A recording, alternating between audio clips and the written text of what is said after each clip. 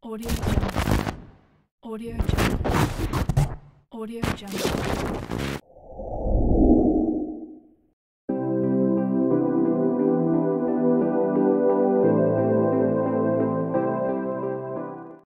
Okay, Assalamualaikum. Salam sejahtera kepada semua yang menonton video cast. First time created by Malaysia Exercise and Sport Science Association. Saya Rahman Adnan, pensyarah kanan Fakulti Sains Sukan dan Rekreasi dan juga ahli jawatankuasa Persatuan MESA. Hari ini kita ada dua panel jemputan. Yang pertama, ketika saya ingin memperkenalkan Presiden MESA, Profesor Madya Dr. Hasbullah Ismail, juga merupakan pengarah industri, community, alumni dan network UiTM. Beliau juga merupakan profesor di Fakulti Sains Sukan dan Rekreasi UiTM Shah Alam. Panel yang kedua, ketika juga saya ingin memperkenalkan Profesor Madya Dr. Munir Cik Ahmad daripada Universiti Sains Malaysia. Beliau juga merupakan Profesor Lifestyle Science Cluster Advanced Medical Dental Institute Universiti Sains Malaysia Penang. Pertama sekali untuk makluman semua penonton, MESA telah ditubuhkan pada awal tahun ini, 2020. Tujuan penubuhan MESA ini juga adalah untuk memberi peluang kepada semua pakar-pakar sains sukan di seluruh Malaysia supaya dapat memberi kerjasama yang kuat untuk membangunkan bidang profesion ini.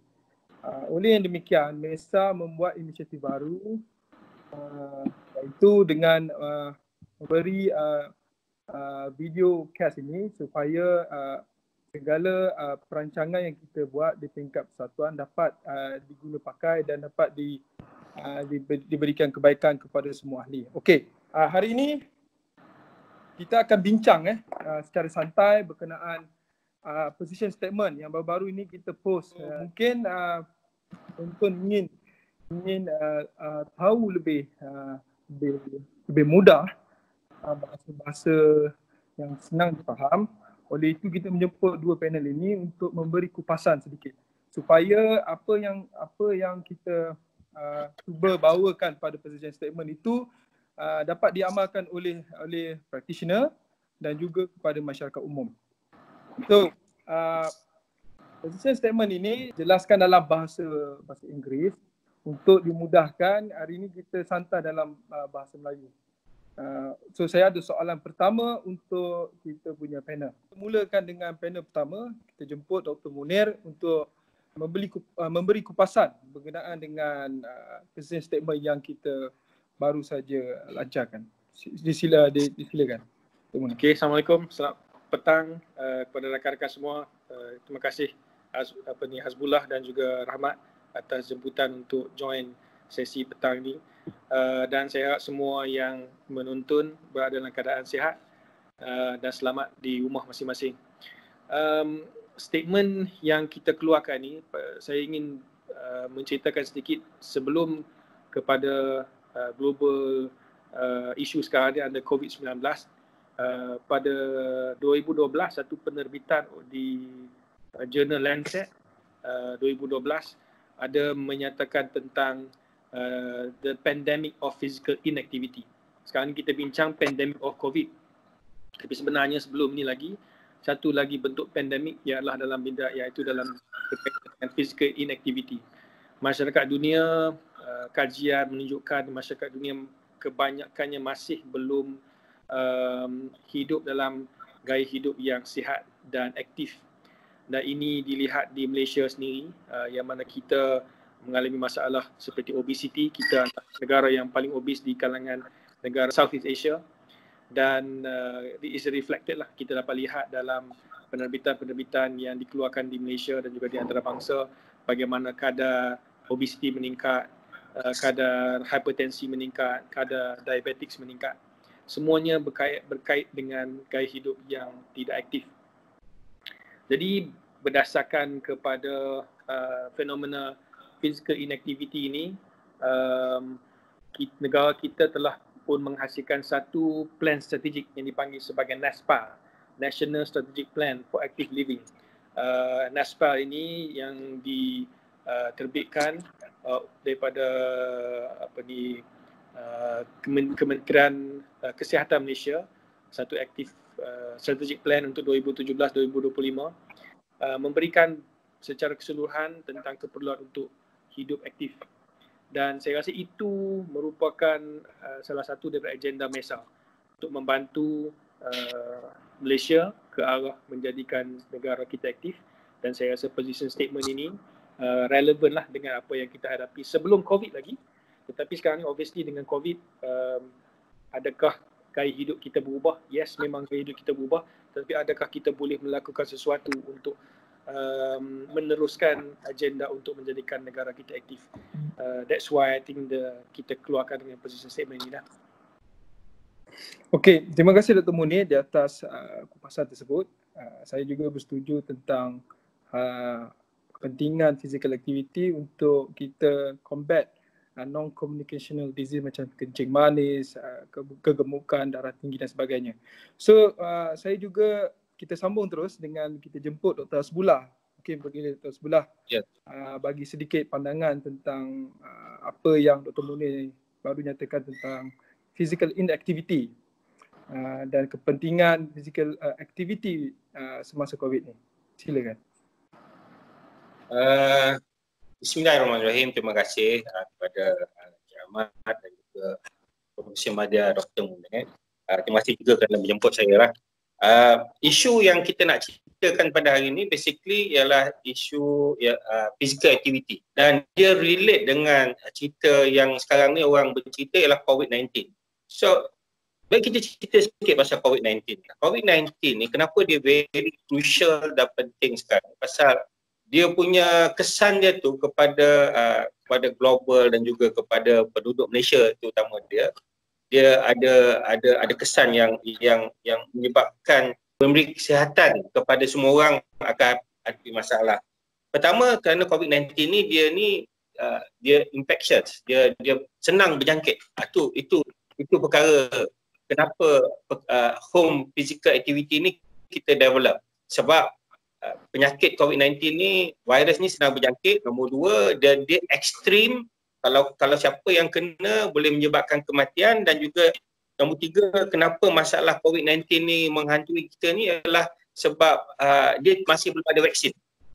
Jadi home based physical activity ataupun physical activity di dalam rumah ataupun sewaktu perintah larangan daripada bekerja ni perlu dibuat kerana kita nak pastikan kesinambungan daripada apa yang Dr. Munir cakap itu, yang kita akan keep on doing the exercise. Sebab selain daripada kita nak mengelak daripada dapat kesan daripada COVID ni, kita terpaksa berada di rumah ataupun kuarantin, kita juga tidak mahu kesan-kesan lain akan timbul sebab kita tak banyak bergerak. Kita tak banyak bergerak, maka kita akan start obese sebagai contohnya. Pada orang yang ada masalah dari segi diabetik, kalau tak banyak bergerak, dia akan menghadapi masalah insulin, termasuk juga dari segi tekanan darah, blood pressure. Jadi sebab dia menjadi satu cabaran kepada rakyat Malaysia ni, macam mana exercise ataupun pergerakan dia nak buat dekat rumah. Sedangkan kita buat persiapan di padang, di gym sebagainya pun people masih lagi menghadapi masalah. Bayangkan apabila dia nak buat di rumah saja. Sebab tu kita mengariskan panduan position statement ni, di mana dia melibatkan ramai expert dalam bidang sains sukan, dalam bidang perubatan dan bidang sains kesihatan untuk keluarkan position statement yang boleh diguna pakai oleh rakyat Malaysia. Terima kasih Dr. Hasbullah. Menarik tentang kupasan tersebut sebab kita tahu COVID ni adalah pertama kali berlaku pada manusia dan dunia. Kita tak pernah secara lazim pun duduk di dalam rumah, tapi saya rasa pendekatan ni satu yang norma baru. So saya ingin ajukan soalan yang seterusnya berkenaan tentang kalau kita nak buat kat rumah, kita tahu tentang orang kata limitation yang ada dalam rumah. So adakah aktiviti dalam rumah ataupun senaman dalam rumah tu mencukupi sama seperti kita buat senaman di luar, di tasik, di gimnasium. So adakah cukup sebenarnya buat physical activity kat rumah ni sama banyak macam senaman biasa kita lakukan? So soalan ni saya tujukan kepada Dr. Hasbullah lah. Okay, Dr. Hasbullah boleh kupas sikit. Ada bila kita sebut sama ada cukup ataupun tidak exercise tu, dia melibatkan dos. Macam orang makan ubat lah. Bila orang makan ubat, berapa banyak ubat dia kena makan. Dia nak kena ambil 5 mg, 5 mg ke 10 mg ke, termasuk juga exercise. Jadi dalam konteks sains sukan, biasanya untuk mendapatkan kesan yang optimum, kita perlukan satu dos. Mesti ada berapa banyak intensity, maksudnya effort. Contohnya dia kena berlari lebih kurang 25 minit ke, lepas tu dia kena angkat berat yang melibatkan 10 kilo ke 5 kilo ke. Jadi itu yang dimasukkan sebagai dia punya effort ataupun dos. Walau bagaimanapun, menurut position statement yang kita buat berdasarkan perbincangan di antara kita, bidang-bidang orang yang pakar dalam bidang sains sukan ni, mereka menepati tidak kira berapa dia punya effort intensity ataupun berapa berat yang dia kena buat, dia tetap akan memberi kelebihan dari segi kesihatan kepada orang yang buat. Jadi maksudnya dekat sini dia memberi idea, kalau kita tidak ada dumbbell dekat rumah, cukup sekadar dengan menggunakan tubuh badan kita ni, kita buat latihan sebagai squat, turun, lepas tu bangun, itu saja sudah memberi satu kelebihan dari segi kesihatan kepada kebaikan orang yang berada di rumah. Termasuk juga kalau kita naik tangga, pada yang ada rumah 2 tingkat sebagai contohnya kan, dia naik tangga, turun tangga, naik tangga, turun tangga. Jadi kesan dia kepada jantung yang menyebabkan dia sampai satu tahap yang selagi dia ada dia punya kadar pernafasan yang naik turun macam tu, dia akan mendapatkan kesan yang baik pada jantung dia. Jadi kajian menunjukkan sebenarnya tidak kiralah apa dos responnya untuk home based activity ni, dia tetap memberi kelebihan dari segi kesihatan kepada orang yang melakukannya. Yang paling penting, kita kena bangun dan buat. Itu maksud dia. Saya nak tambah sikit daripada yang Dr. Hasbullah mention tadi. Salah satu daripada statement yang kita buat adalah keep moving. That was the message yang kita masukkan dalam position statement kita, berdasarkan apa yang Dr. Hasbullah kata tadi. Yang pentingnya badan kita kena bergerak. Even kalau kita lihat, kita sarankan supaya melakukan change position daripada duduk lama, berdiri buat kerja. Ada research, numerous studies yang menunjukkan bahawa bila kita buat bekerja sambil berdiri, kita juga burn energy. Pada masa yang sama, kita juga memberi adaptation kepada muscle kita, because muscles are activated bila kita berdiri. So bukan hanya sekadar melihat senaman dalam konteks yang pergi ke gym, tetapi dalam daily activity kita pun membantu. Itu yang Dr. Hasbullah telah mentionkan lah. Tapi pada masa yang sama, saya nak juga kita lihat dari segi exercise recommendation. Daripada kebanyakan persatuan profesional lah, seperti World Health Organization, American College of Sports Medicine, NIH, National Health Institute, semuanya sekarang ni dari segi intensity. Sebab orang mungkin akan tanya, kalau should I do very vigorous exercise untuk dapat benefit? Kalau kita lihat recommendation terbaru yang terkini, semuanya tidak mempunyai specific intensity. Dia basically hanya menyatakan buat sedaya yang mungkin, tolerable. Sebab dalam senaman kita kena faham there are gains and benefit and juga risk. So bermaksud it doesn't mean that saya nak kena buat latihan yang vigorous baru dapat benefit. So by doing macam Dr. Hasbullah kata di rumah kita buat light exercises, even daily routine kita, sapu sampah ke, kalau orang yang ada yard di luar, berkebun, kalau tak ada duduk dalam apartment, walk around dan sebagainya, berdiri sambil bekerja. Ini juga memberikan benefit kepada senaman lah. So basically, the first fundamental is keep moving. Yang tu yang kita tekankan dalam kita punya position statement lah. Okey, terima kasih Dr. Munir, Dr. Hasbullah. Okey, saya rasa mesej ni sangat jelas. So, yang paling penting kat sini adalah keep moving. Keep moving. Jangan be sedentary dekat rumah. So, apa saja peluang untuk kita bergerak adalah sebenarnya opportunity untuk kita pastikan cergas dan sihat. So, mungkin panel-panel sekalian sedia maklum tentang COVID ni melibatkan masyarakat semua umur. Semua. Bila kita bagi cadangan tentang senaman di rumah, kita kena juga lihat kumpulan umur orang tua. So, adakah position statement ni, sebab saya ada lihat di position statement berkenaan dengan functional activity, adakah functional activity ni boleh kita sarankan juga kepada kumpulan emas, warga emas, supaya mereka juga dapat kekal cergas dan sihat panjang tempoh PKP ni. Boleh bagi sikit komen Dr. Hasbullah? Dalam kita punya position statement MESA ni, yang kita cerita tadi tu ialah, yang mula-mula tadi tu ialah dari segi dose respon ataupun dos je lah. Yang itu yang melibatkan kita punya effort, intensity tu, dia punya tahap dia kena kuat ke perlahan ke, ataupun berapa berat dia, jenis dia, tak kira, tak apa. Berapa lama nak buat 5 minit ke, 10 minit ke, 20 minit, semua tu akan memberi kelebihan dari segi kesihatan selagi kita bergerak. Jadi lagi satu isu dia boleh sebut pasal functional. Functional ni memberi maksud ialah fungsi. Fungsi macam mana satu keadaan, saya bagi contoh orang yang dah berusia, warga emas yang mungkin ada masalah sakit lutut. Dia nak bangun daripada kursi, dia nak berjalan. Jadi itu functional exercise. Macam mana nak dibuatkan functional exercise ni? Jadi functional exercise ni memberi satu idea bagaimana kalau kita boleh menggunakan sebagai contohnya tangga. Saya bagi satu contoh. Kita kena naik tangga, lepas tu kita kena gerak naik tangga, naik ke atas, lepas tu bawa turun. Jadi benda-benda yang melibatkan fungsi daripada kita duduk.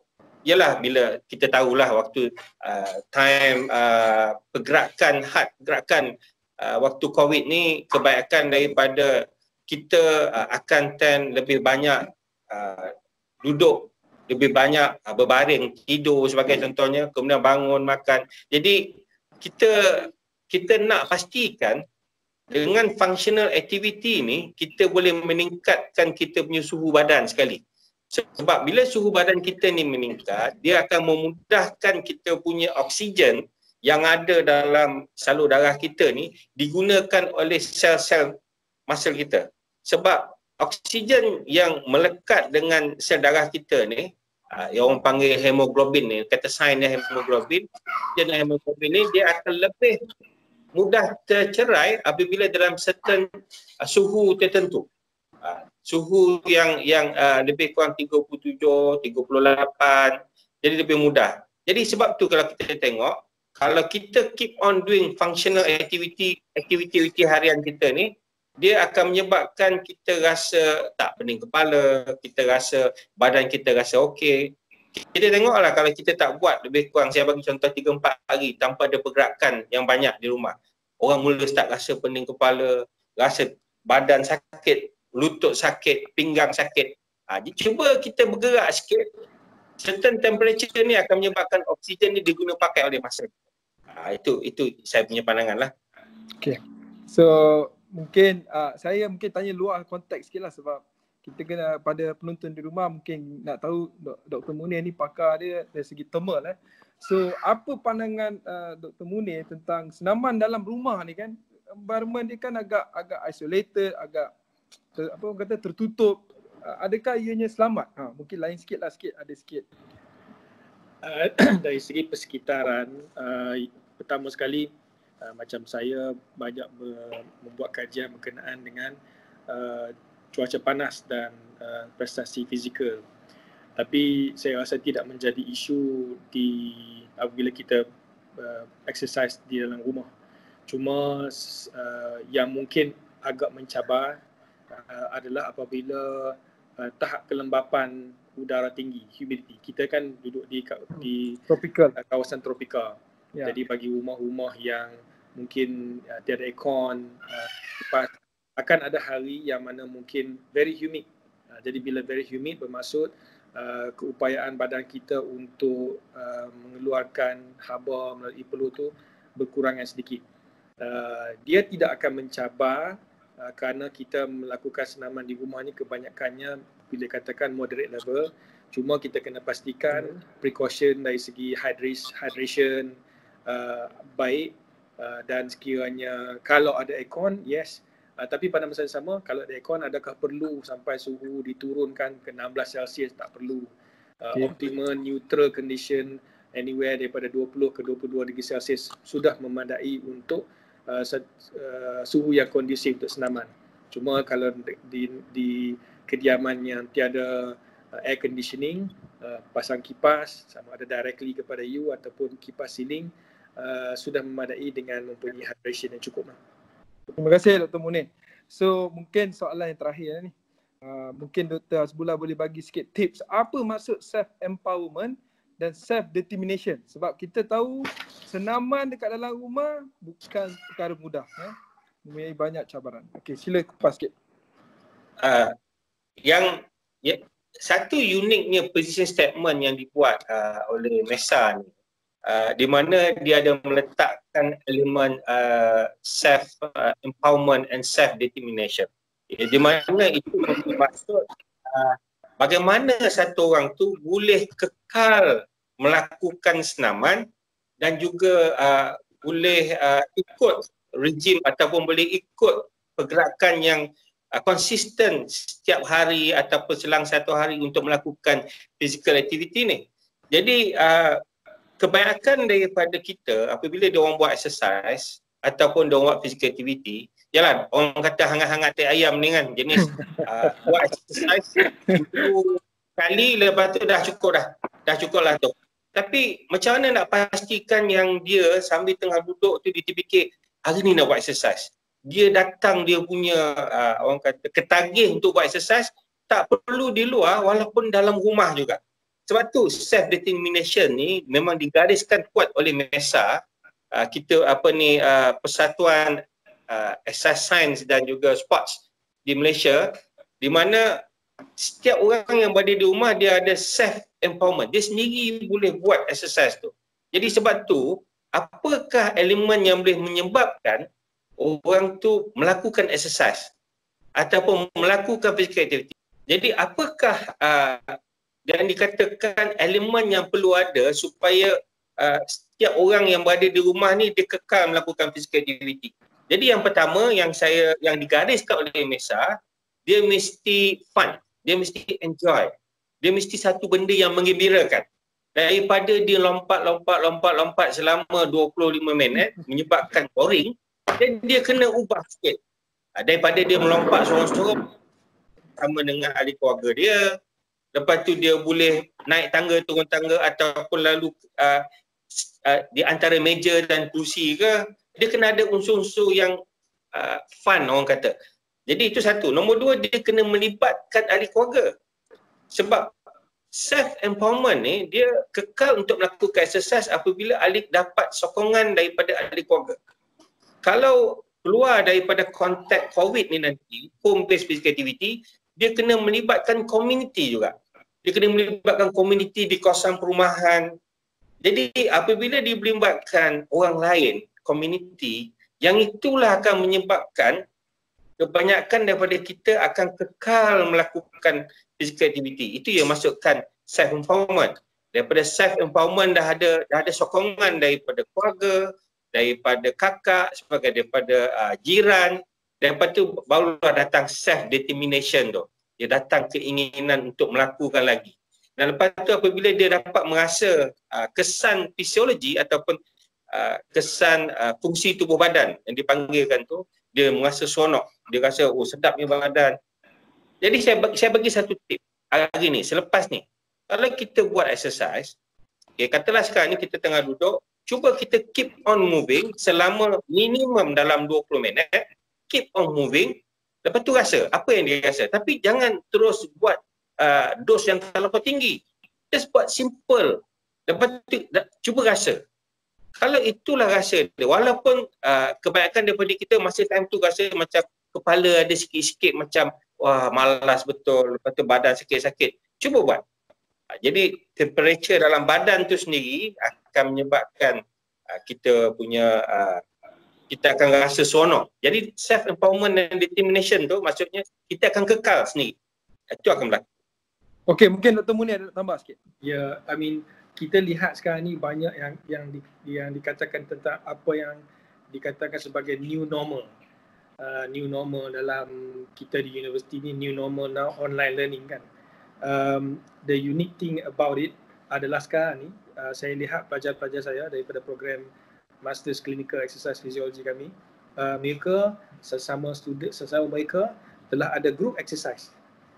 Melakukan exercise on FaceTime ataupun video conferencing, kerana ini sebenarnya salah satu daripada strategi untuk meningkatkan motivation. Sebab kalau you seorang-seorang macam sebelah katakan di rumah tiba-tiba tapi tiba-tiba you set your phone, everybody has a smartphone these days, you set a phone, join meeting. Kadang-kadang mereka hantar, Prof join kami, join meeting. Kita pun okey lah join pukul 6, 15 minutes, I think kita pun Mesa pun juga ada yang telah buat. So you kan nampak sekarang new normal yang mana mereka exercise group di rumah through these devices. And saya rasa benda ni akan jadi satu new normal. Selepas ini pun mungkin kelab-kelab fitness sekarang ni akan buat program, you don't have time to come daripada office, you boleh ada 5 minutes, everybody's going to call each other and do some exercises. So it is interesting sebab yalah, I mean it is challenging time COVID-19 ni, tetapi pada masa yang sama kita lihat bagaimana masyarakat kita adapt, dan saya rasa the community pun akan adapt dengan bagaimana to keep healthy and motivated. Sebab kita discuss motivation ni, saya rasa banyak teknologi terkini akan digunakan untuk keep our self motivated. Betul, saya sokong tu sebab saya boleh lihat sekarang kalau kita tengok TV3, TV3 juga tunjuk masyarakat Malaysia ni sangat kreatif. Dah mula buat senaman bersama keluarga di rumah walaupun dalam keadaan rumah yang kecil. Maksudnya mereka memang ada kesedaran. Cuma kita kena bantu lagi pada mereka yang belum ada kesedaran lah, ataupun mereka rasa contemplation, macam nak buat tak nak buat, sama ada nak buat ke tak nak buat. So mungkin masyarakat ni kita juga boleh targetkan untuk bantu sama-sama sihat dan cergas. I think kita dah bercakap hampir 30 minit. So mungkin kita dah sampai penghujungnya. So kita boleh tutup dengan Dr. Hasbullah. Ada apa-apa sikit nak bagi tahu ke message kepada masyarakat Malaysia berkenaan tentang physical activity ni? Sesimpel yang mungkin. Okey, saya ingin ambil peluang ni untuk memberitahu kepada rakyat Malaysia. Position statement ataupun kita punya pandangan Mesa terhadap physical activity ni, aktiviti fizikal ni ada 9. Jadi kita harap 9 perkara ni dapat dimasukkan dalam kita punya kefahaman supaya kita dapat kekal sihat sepanjang masa walaupun selepas habis daripada COVID-19 ni kan. Yang pertama saya nak highlight 9 tu secara apa boleh kita bacalah nanti, iaitu increase kita punya physical activity instead of kalau kita duduk pakai kalau kita tengok TV pakai remote, jadi kita kena bangun. Lepas tu kalau kita telefon, instead of kalau kita telefon sambil duduk dan sambil baring, kita kena bangun dan berjalan-jalan. Tu kita tingkatkan kita punya physical activity. Itu yang pertama. Nombor 2 yang saya nak terangkan dari segi flexibility exercise. Jadi ialah bila kita tak banyak bergerak, badan kita ni dia macam keras. Macam mana kita nak bagi badan kita kita kena gerak, kita kena buat fleksibel, kita stretch, tarik sini, tarik sana, stretch. Jadi terutama orang yang dah berusia, dia banyak membantu. Itu yang nombor 2, flexibility. Nombor 3 yang saya nak ni, calisthenic exercise. Apa maksud calisthenic ni?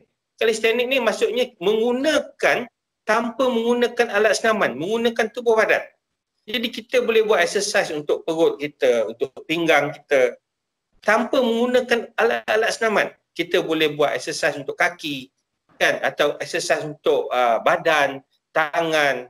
Yang tu nanti position statement ni akan ada macam mana exercise yang dikatakan sebagai exercise tanpa menggunakan peralatan. Yang nombor 4, balance. Setiap exercise mesti balance. Jangan kita hari ni berlari dalam rumah. Sekali-sekali kita kena angkat sikit untuk jaga pinggang kita, kekuatan. Lepas tu yang functional seperti mana Cik Rahmat cakap tadi. Lepas tu pastikan dia safe. Maksudnya kalau sakit pinggang, jangan kita lompat.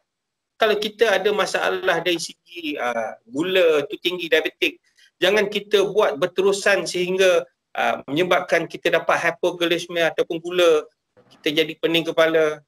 Dan nombor 7, mesti ada fun, mesti enjoy, mesti gembira buat tu. Nombor 8 yang saya nak terangkan daripada Mesa ni, self empowerment, dia mesti dapat kekal untuk jangka masa panjang. Dan yang terakhir, tidak kiralah apa dia punya dos dia, selagi kita bergerak macam Dr. Munir cakap tadi tu, kita keep moving, dia tetap akan memberi kita kesihatan yang baik. Iaitu tu 9. Mungkin Dr. Munir nak tambah sikit apa yang saya cakap Dr. tadi. Munir boleh tambah sikit sebagai doktor. Saya rasa majoriti itulah, secara keseluruhannya kita komponen tubuh badan kita ni kita jaga 2 lah kan. Yang pentingnya which is your heart, cardiovascular, dan juga your muscle, your skeletal muscle kan. So dari segi kalau kita boleh pastikan kita stimulate our heart to work extra melalui cardiorespiratory exercise, melalui kalau kita stimulate our muscles to be active melalui banyak aktiviti, keep moving tadi, insyaAllah kita be okay lah. Okey, terima kasih kepada kedua-dua panel. Kami di pihak Mesa ingin mengucapkan terima kasih kerana sudi berkongsi ilmu, berkongsi nasihat kepada penonton-penonton. So terima kasih. So kita jumpa lagi untuk Rahmat. Yes. Okay, saya juga nak bagi pihak Mesa lah ucapkan terima kasih kami kepada all the frontliners yang bekerja keras untuk negara dalam menghadapi COVID-19 ni. Kita sokonglah mereka dengan stay home, stay safe, tapi stay aktif. So harapnya position statement akan membantu for us to stay active at home, stay safe, dan pada masa yang sama juga kita akan bagi rakan-rakan Muslim akan menyambut bulan Ramadan. Saya rasa lepas ni pun kita akan have another session how to stay active dalam bulan puasa.